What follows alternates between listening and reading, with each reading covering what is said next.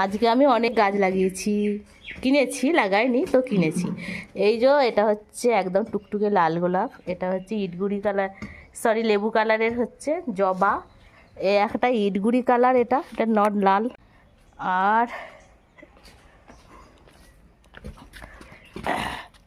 এই যে একটা গোলাপি, আর একটা লেবু, এগুলো হচ্ছে গোলাপ। এই যে এই পদ্ম গাছটা আমি আজকে মায়ের এখানে লাগিয়েছি।